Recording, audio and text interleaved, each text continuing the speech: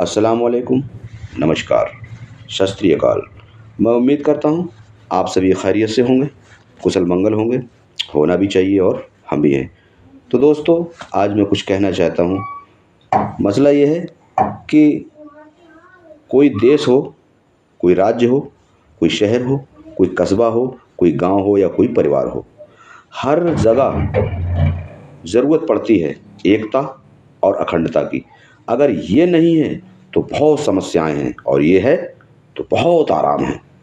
लेकिन आजकल हम देख रहे हैं कि हमारे देश में जो है एकता और अखंडता पे बहुत भारी चोट की जा रही है।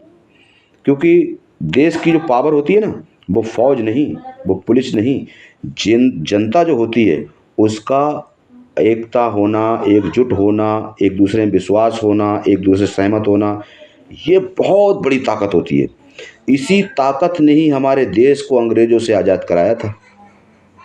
लेकिन आज वो ताकत ख़त्म होती दिखाई दे रही है। और इसका जिम्मेवार कौन है? इसका जिम्मेवार चंद लोग हैं।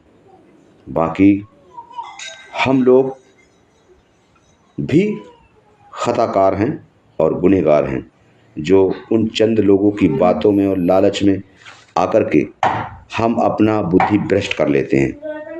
इसलिए अभी भी वक्त है हर व्यक्ति को, चाहे वह हिंदुस्तान का रहने वाला हिंदू हो, मुस्लिम हो, किसी भी धर्म का हो, संविधान से ज़्यादा प्यारा कोई नहीं है। संविधान ही है जो हमको और आपको सुरक्षित रखता है, रख रहा है और आगे भी रखेगा। तो इसी बात पर मैंने छोटी सी बनाई है, कविता सी है, सुन लीजिए। देख तेरे भारत की हालत क्या हो गई संविधान, कि कितना झगड़ रहा इंसान, कि कितना झगड़ रहा इंसान। जो करवाए झगड़ा इनमें, ना हिंदू ना है वो मुसलमान, कि कितना झगड़ रहा इंसान, कि कितना झगड़ रहा इंसान। जो करवाते झगड़ा इनमें वो नेता बेईमान, कि कितना झगड़ रहा इंसान, कि कितना झगड़ रहा इंसान। सबसे प्यारा देश हमारा संविधान बिन नहीं गुजारा, सबसे प्यारा देश हमारा संविधान बिन नहीं गुजारा। हिंदू मुस्लिम मिल कर के तुम संविधान की रक्षा करना, संविधान की रक्षा करना ये दायित्व हमारा। सबसे प्यारा देश हमारा, सबसे प्यारा देश हमारा। तो दोस्तों, क्या है कि हमको और आपको सभी को समझने की ज़रूरत है। जो भी नेता धर्म के नाम पे झगड़ा करवाए, राजनीति करवाए, अपनी कुर्सी के लिए धर्म का सहारा ले, वो कभी भी नेता नहीं हो सकता है। उससे बड़ा तो देश का गद्दार हो ही नहीं सकता है। क्योंकि धर्म को राजनीति से जो वही व्यक्ति जोड़ते हैं जो जिनको कुछ करना नहीं आता है, जो बेईमानी करना जानते हैं, वही धर्म का सहारा लेते हैं राजनीति करने के लिए, सत्ता में आने के लिए।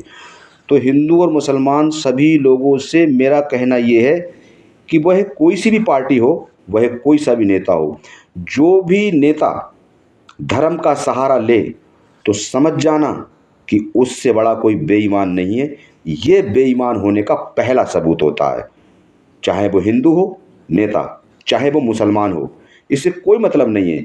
और बेईमान का तो कोई धर्म होता ही नहीं है। बेईमान का कोई धर्म नहीं होता है, ना उसका कोई बेटा होता, ना बेटी होता, ना कोई माँ होता, ना बाप होता, होते सब हैं, सब मतलब के लिए होते हैं।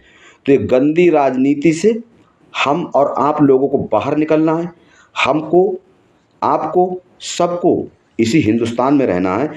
परंतु इस हिंदुस्तान को खूबसूरत बगिया बनाए रखने के लिए सबसे पहली ज़रूरत ये है कि हम सभी एक दूसरे से सहमत रहें, मोहब्बत करें, विश्वास करें, प्यार करें, ताकि हमारे बीच में एकता और अखंडता बनी रहे। क्योंकि देश की सबसे बड़ी पावर जो होती है वो सेना नहीं होती है, वो पुलिस नहीं होती है। देश की सबसे बड़ी पावर जो होती है, जिस तरह से किसी मकान की बुनियाद होती है, ऐसी ही जनता के बीच जो विश्वास होता है एक दूसरे के लिए, वही होता है। बाकी सारी सेनाएं छोटी पड़ जाती हैं कब? जब देश में एकता और अखंडता होती है।